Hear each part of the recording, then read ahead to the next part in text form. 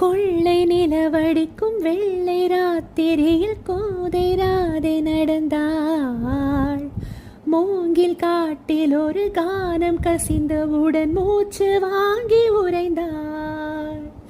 பாடல் வந்த வழி ஆடை பறந்ததையும் பாவை மறந்து தொலைந்தாள்.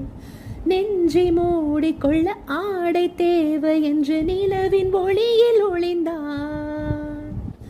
நெஞ்சின் ஓசை ஒடுங்கிவிட்டாள். நிழலை கண்டு நடுங்கிவிட்டாள். கண்ணன் தேடி வந்த மகள் தன்னை தொலைத்து மயங்கிவிட்டாள்.